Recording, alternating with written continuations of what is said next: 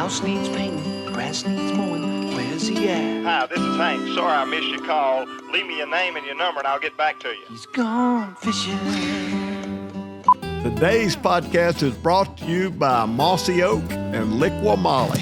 Welcome to Off the Water with Hank Parker. I'm your co-host, Sarah Beth, and you are? Hank Parker, man, we're having a good time today. How you doing today, We sure Sarah? are. I'm doing good. I got some right. interesting facts here. Yeah, you're looking good. I'm telling you, I did a podcast this morning with All Things Wild with Matt Drury, and we had a wonderful time, and they talked about I had to have somebody that had brains behind the operation because they realized real quickly I was about as computer savvy as a rock. Yeah, you are. Yeah, so they credited you, Sarah. They said, you must be awesome. I said, yeah, she is. She gets it done. So let's go. That's really sweet. So I wanted to talk about bass genetics and super bass breeding. So have you heard about some of the stuff? Like there's two different kinds that I know they're kind of like bigger as far as like bass genetics when they're doing like genetic engineering to make larger bass. But there's been some studies showing like in Florida that some of these genetics are making these bass smarter and a little bit harder to catch. Well, you know, Florida bass have always been difficult to catch, so they kind of developed the F1, and that was where they took northern bass and Florida bass and crossed them, and the F1s grew big, not as big as Florida, but they would bite. You know, Florida bass have always been really, really, really tough to catch, and so they developed this F1 for this purpose, and also the F1 was more, I think, more adaptable to colder water conditions. So the F1, it says it's a hybrid, a cross between a northern and Florida bass. That's right. Yeah, exactly. It says that they're known for their vigorous growth in early years, strong fight and aggression makes them fun for anglers, high potential for reaching 10 plus pounds in 3 to 5 years under the right conditions. Well, and that's the one thing, you know, I designed lakes, and I worked with Keith Kelly down on his lake, and he wanted a number of Florida bass to go along with his F1s, knowing that Florida bass are harder to catch. They're not as aggressive, but they also grow to 15, 16 pounds or even bigger, where F1s kind of cap out at somewhere around 11 or 12 pounds at the best. Most of the time they cap out around 9, 10 pounds. So there was a reason that a lot of the guys that build private lakes and really try to enhance them for bass fishing, they want a mixture of F1s and pure strain of Florida bass where they'll grow big. And so now there's another bass. What's the name of this new bass? Let's see. I got it in my notes here. Sorry. All right. Well, the trend, it says the trend hybrid or super bass. So selective breeding programs, especially in states like Texas, like the Sherlunker program, and Georgia, the Go Fish Hatcheries, they're trying to engineer bass that grow faster, reach trophy size more reliably, have more aggressive feeding behavior, and adapt to a wider range of conditions. So like heat tolerance and like disease resistance and stuff like that. A lot of it, apparently, and this is all rumor, that they're working on something now that's better than an F1. I don't have a name for it, but I just saw some. So, I mean, that's all rumor and speculation, but then there's some people that are raising the question of if these bass are smarter, larger, faster than regular bass, and you go introducing them into an ecosystem where there's regular largemouth bass, is that going to hurt their population, or do you think that might help them? Well, I think the right word instead of regular would be native. I think native bass, you know, they're all different whether we like to admit that or if we really look at it. You know, Ray Scott told me years ago there were two kinds of spotted bass. We all kept calling them Kentucky bass. He said, no, there's an Alabama spotted bass. They're different. And I didn't know that, you know. And then you look at down at Lake Seminole, they have a shoal bass that's native to the river there that runs into to Lake Seminole. So there's a Guadalupe bass in a certain lake, I think. I don't remember the name of the lake. I fished it before, but the Guadalupe bass is a bass that's unique only to that specific body of water. And then there's a red-eye bass that So there's native bass in all these different places. I'm all for, F1s have been introduced in Florida.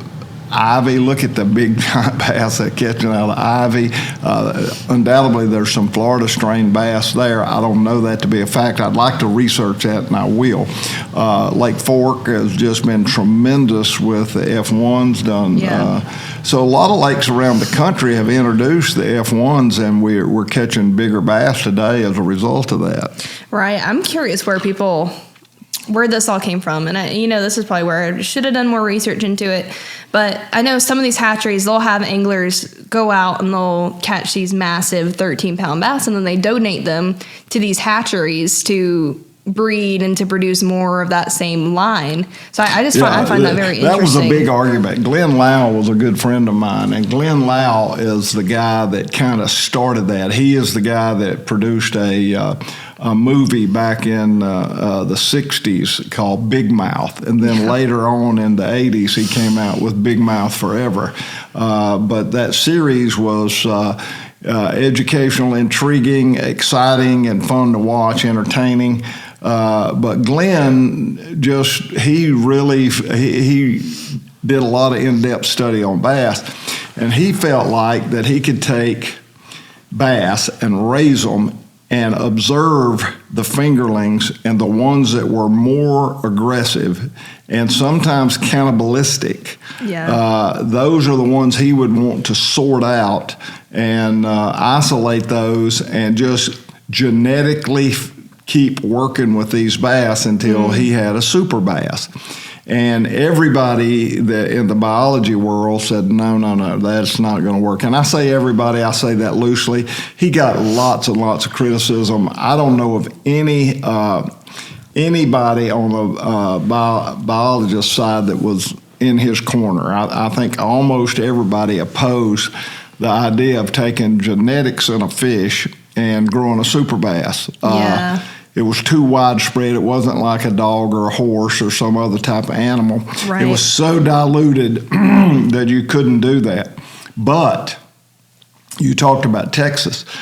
Texas put a program together many years after Glenn had been criticized, confirming exactly what he had said 10 years earlier about genetics and being able to crossbreed these genetic superior bass. So you find a male bass that weighs 5 pounds, you put him with a female bass that weighs 12 pounds, and all of a sudden you've got a super bass. When that fry is born, they're more aggressive and sometimes cannibalistic, and that was what he worked on for a long time. That was kind of his life study, and it was never really accepted until Parks and Wildlife in Texas. And Texas has been really aggressive with trying to develop a species of fish for their lakes in Texas. They introduced redfish, a saltwater fish, to a lot of their freshwater lakes. That's pretty bold. They've got criticism for it, but at the same time, you look at where we are today. When I grew up, the Corps of Engineers were building new lakes. And there were a lot of new lakes on the docket to be built, and a lot of new lakes that had just opened, and we were getting to fish for fish that weren't hammered, and the population was healthy, and it was good. But now there are not any, or very few new lakes. So we've got to be able, it's kind of like remodeling a house. And I kind of think it goes a little bit back to what we've been saying before about bass behavior, how it's kind of changed. I'm curious, and I read an article, and I can link the article down in the description, where they were saying that some of this genetic breeding was changing their behavior. Like, they were seeing different patterns in these super bass than a native bass. So it's not following the same pattern as what it would that you would observe in nature naturally. So it makes you wonder. This is why people are starting to debate, like, okay, where do you draw the line? Because if they start acting differently or have a different course of action, like you were saying, some were cannibalistic, it's... At what point is it going to start damaging versus promoting the ecosystem. I think there are a lot of people that panic. There's in the streams where the purest trout fishermen. It seems like trout fishermen are really, really conservation minded, and they're more of a purist than the bass fishermen, and they really get upset sometimes when they introduce a certain fish to a stream that, like the brown trout, was never native here. It was always brook trout, and it was always rainbow. And now you come in here and you put these big German browns in here, and it's messing up the ecosystem. We don't like it. Right. I'm good with all that, and I think that I'm good with those guys that are really protective of their water, and they want to protect their species. Moosehead Lake up in Maine, they hate bass. They have tournaments to kill every bass in the lake because they feel like it's infringed on their trout, and it's a real sensitive subject, Right. And here I live in the South, and now you go to the tournaments and they're taking all the spotted bass and they're throwing them in a basket and they're going to give them away. They want them out of the lake because the spotted bass are actually taking over. They're rooting out the largemouth and the smallmouth, and so people want the spotted bass out. Yeah. And that's going on right now. It hurts me somewhat. I don't argue with it, and I don't think it's all bad. But it really hurts me to see them throw a 4-pound bass in a basket and they're going to cut its head off and fry it. That does something to me. I don't. But maybe it's a good thing. It's not.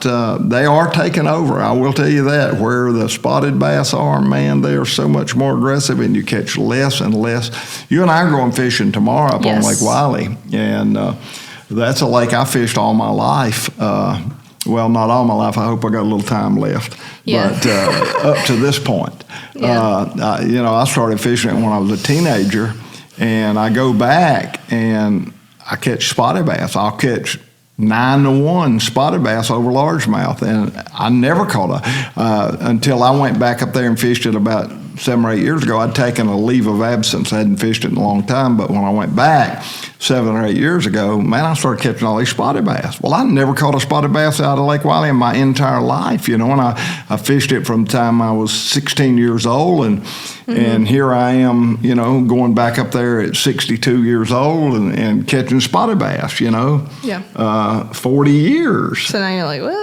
What's going on here? And now spotted bass dominate. So I don't know that it's a bad idea to take them out. I don't know that. Well, I think that would all depend on how much harm it actually is doing. Because, if they're there to stay, they're there to stay. And if it's getting regulated, with other species in the ecosystem, as long as it's not cutting out the other species, I don't see why they couldn't stay.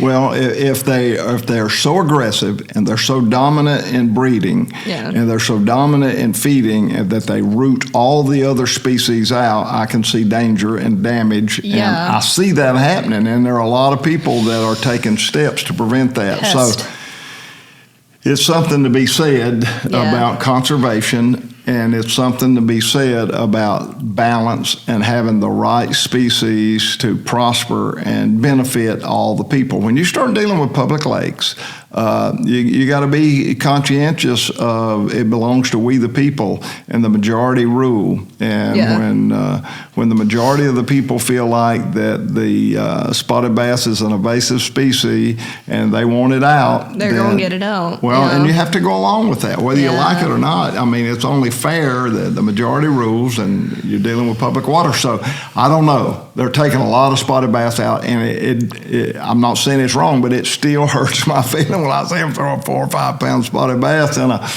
a basket to go and cut his head off. Well, speaking of conservation, I've seen some things going around and circulating about some eco-friendly tournaments, some ideas that people were throwing out there, like using a catch, scan, and release tournament.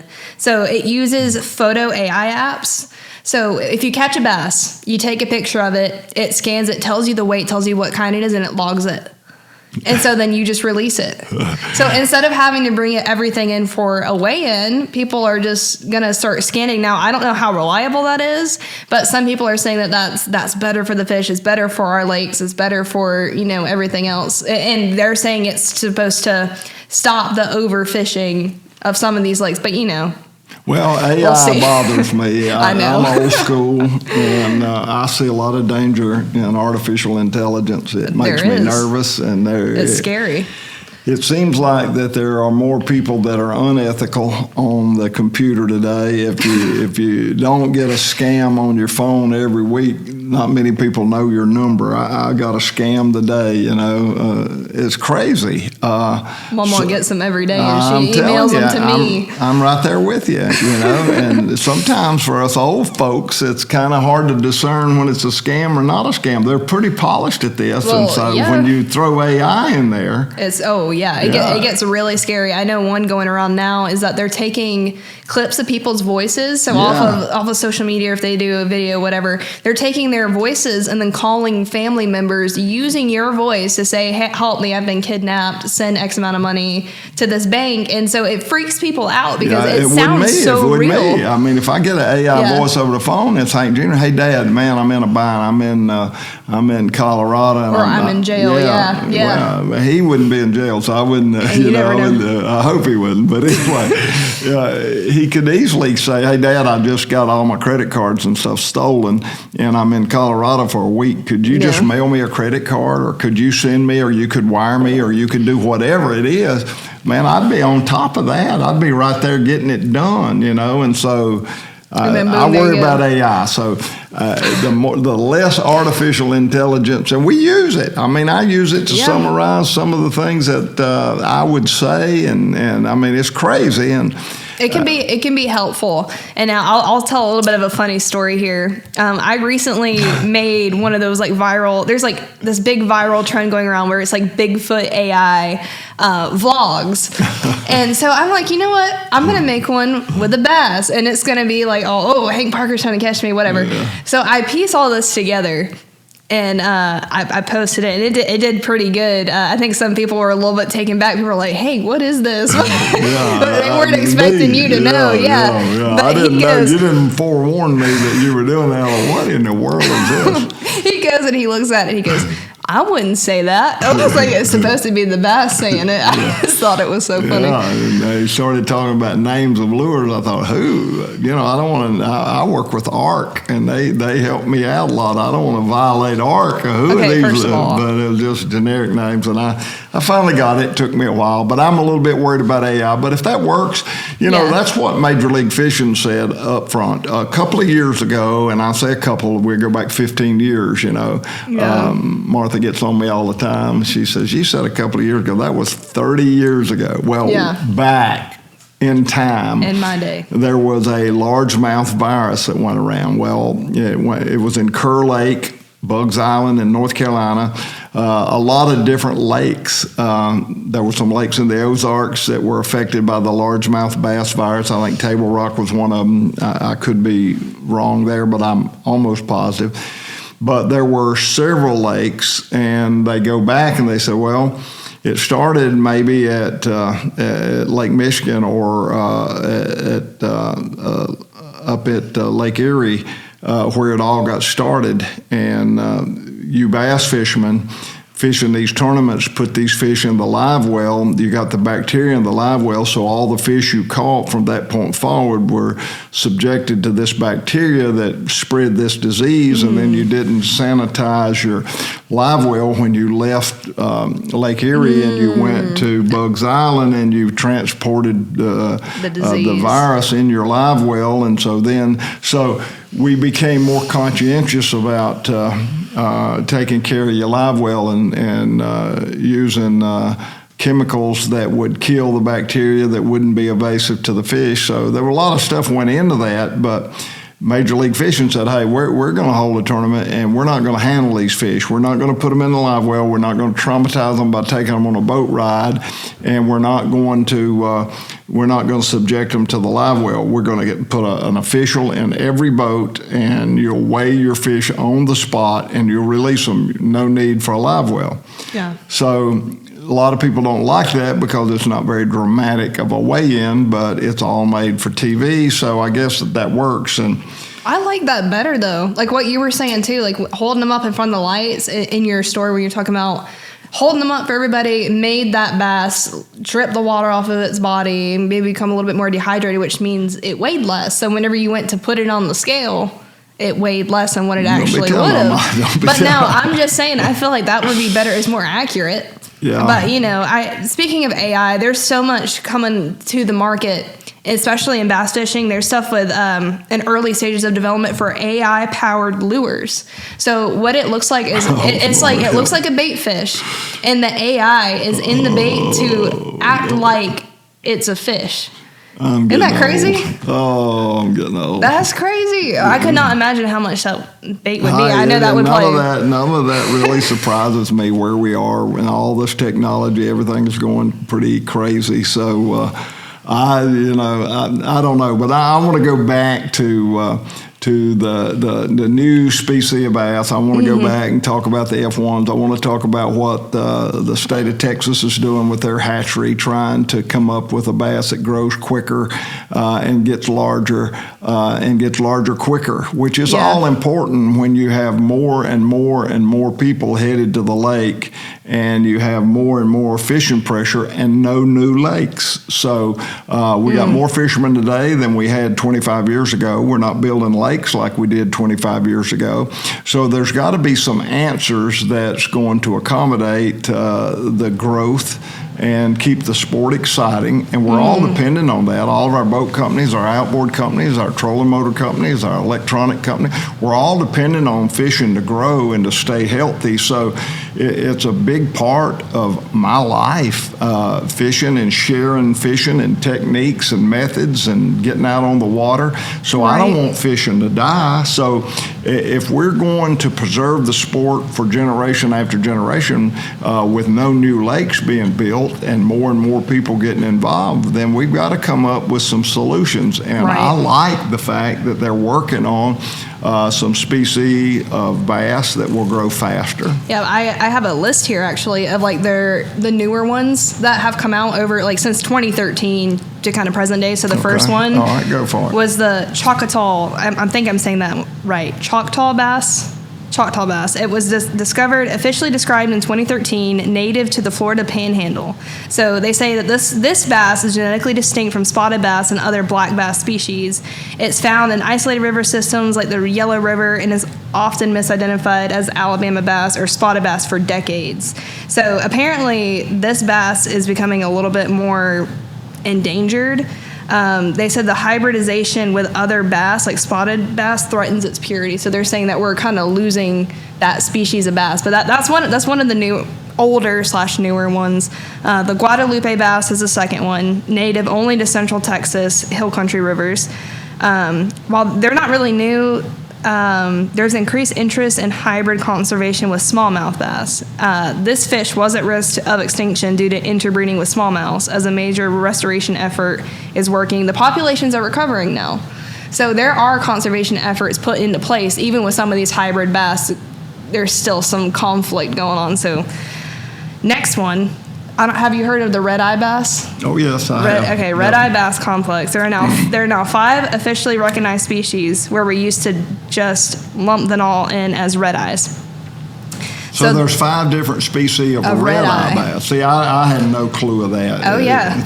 They were all lumped together underneath the same one, but now they've come to realize, these are actually different. Who's doing all this research and work, figuring all this? Is it different states or is it? Hatcheries, different state wildlife conservation groups, and people that are actually putting more research into like that specific species. Wow. So there's the first one, which is just called red-eye bass, and they're native to Georgia and Alabama.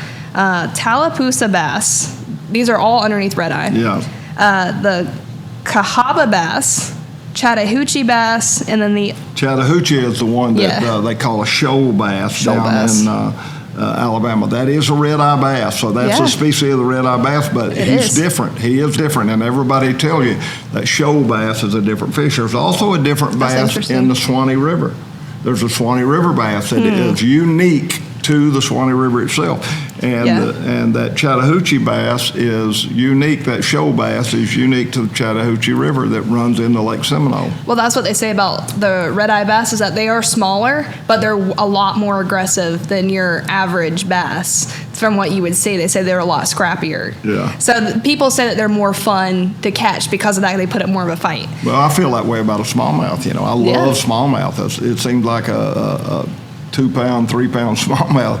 But hey, you can't discredit a largemouth bass. Those rascals can pull your string. So they definitely can. But that smallmouth, he's a scrapper, boy, I'll tell you, and I love to catch him. And then now moving into our hybrid creations from hatcheries, we have the F1, which we talked about, the F1 largemouth, the Florida and the Northern. We have tiger bass. It's a branded F1 hybrid bass sold to private landowners for trophy lakes, known for ultra-aggressive behavior and fast growth. All right, what's the name of that bass? Tiger bass. Tiger bass. Tiger bass. And then you go into the third one, Meanmouth bass, unintentional hybrid of the smallmouth and the spotted bass, known to be aggressive in wild fighting. I've heard of meanmouth, and I've actually seen meanmouth bass in public lake. I was fishing with Britt Myers Jr. this past year over on Lake Monticello, and he caught a meanmouth. And he said, "Is this a largemouth or a spot?" I said, "It's both." He said, "How can it be both?" I said, "It's a crossbreed. I mean, it is definitely a crossbreed. Look at his tongue, and look at the stripes on his face coming back like a smallmouth. He's got the markings of a smallmouth, but yet he's got the teeth on his tongue like a spotted bass. He got the little holes in his gill plate like a spotted bass. That is a cross." And so, and I know that was a natural occurrence. So it wasn't done in a hatchery. These guys. That's what it was saying. It said some biologists are now considering this as a potential viable hybrid population in specific lakes. So it's happening naturally. So that's what they're saying. It's more of just an evolution of where the species is headed to. But that begs the question. That's what everything roots down to, and all these studies that I've read about the hybrid bass and introducing it into new ecosystems, is where does it stop? Where are these hybrid bass going to end up? So this is where they're at now. I think what needs to happen, and I don't know that it's not happening this way. I think pretty much it's an unwritten rule that this is the way it takes place. If I design lakes, I work with people restocking lakes. I provide. I consult with people on how to put structure in a lake and where to put the structure. And I work. There are some lakes that take a unique bass. For example, I'm working on a lake right now that the water turns over in that lake. It's about a 70-acre lake, and the water turns over in that lake about every 4 days. So the water that's in that lake now, 4 days from now, will not be there. So it's no way to get fertilization into that lake to feed the forage fish, to feed the bass. So there's a pellet bass. They teach this bass to eat pellets from a fingerling. And so you can put these pellet bass and you feed these bass, and you can grow them up to 7 or 8 pounds. They're mostly northern bass. But it's an alternative for a person that has private water that turns over too quickly. There was a lake in North Carolina called the Kingfisher Society that Ray Scott worked on, and they got that lake dialed in with pellet bass, and it was pretty amazing how great that lake become, and it's amazing what you can do with all the varieties of fish and the knowledge and the information. Bob Lusk, who is the guru of small waters, he is the guy. And he's got a podcast. He's got a publication out, Pond Boss. But Bob is super knowledgeable, and Ray called on him on this Kingfisher Society. How can we grow these bass when the water in Kingfisher Society, the water turns over every day? Yeah. There's about 7,000 gallons per minute going over the dam. And there's no way you can get any fertility in that water. So you had to come up with an alternative. They came up with these pellet bass and turned that into an incredible fishery. I'm working with Bob on this project that I've got going on now where the water turns over every 4 days. What is the good solution? So I'm going back to my original point is I don't think any of the states are stocking fish that could be a problem without them being field tested in private bodies of water within their state. Okay. And I think that's important that the landowner give the data to the Fish and Game if they request it. Yeah. You know, if you do a shock survey or if you do a creel survey by catch and release or catch and keep, whatever you do, that information needs to be shared, and the health of those fish needs to be disclosed to help make better decisions for the states on introducing these new species of fish in the waterway and prove it in private body. You know, you got a 65, 70 acre lake. You can tell a lot about. It's a big enough lake that you can really get a better feel for how aggressive and what's going to happen long term to the bluegill and to the. Well, that's smart. I'm sure they're doing that. They got to. I hope so, yeah. I would think. I sure hope they are too. And now, while we're still on this topic, this is one little interesting thing that I found that I think you'd be excited about. So there's apparently a potential undiscovered lineage of bass, and it's mostly, there's speculation among fisheries biologists that isolated Appalachian watersheds may hold undocumented black bass variants. So brand new species of bass that people haven't seen before. Wow. Like apparently in some of these very isolated, remote, like little watersheds where nobody fishes it, it's completely private, that they've kind of evolved and done their own thing and created these brand new species. So it says some small streams with no access for stocking have shown unique bass with distinct DNA profiles. The research is ongoing. So I think that would be interesting. I think you need to get up there. I think you need to get up there. I think I need to as well. Yeah. And I think that I need to collect a lot of data for the states. I need to catch hundreds of bass. I need to be able to fish more private water to be able to evaluate the future. Yeah, but seriously. in reality, I do enjoy designing lakes, and I do enjoy. Hummingbird has got an incredible feature, and I don't use it enough, and I'm crazy for not doing it.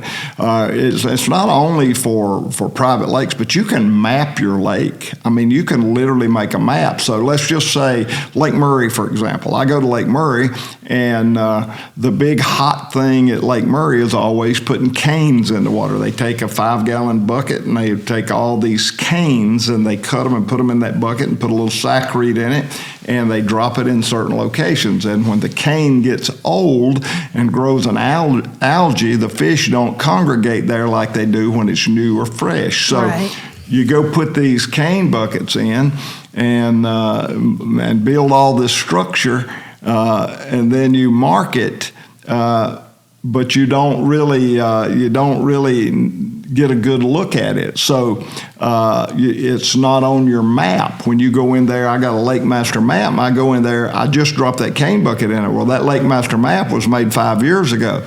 So that cane bucket's not there. But I can go into that area, and I can map that same area. I can just go, and it's just a feature. You get a 0-line card and put it in, and just go to maps and then hit record, and man, it records the lake, and it's amazing. So you can use it in private water or public water.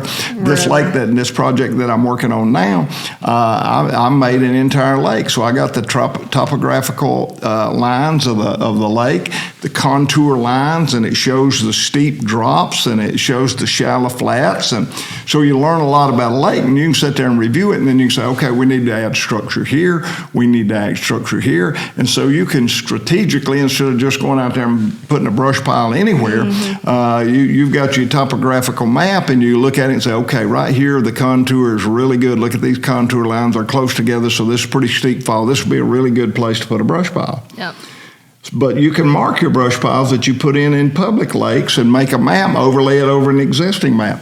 It's incredible technology, and I'm not used it much, and I'm going to be using it more in the future. It dawned on me out there the other day when I was mapping this lake that I'm working on.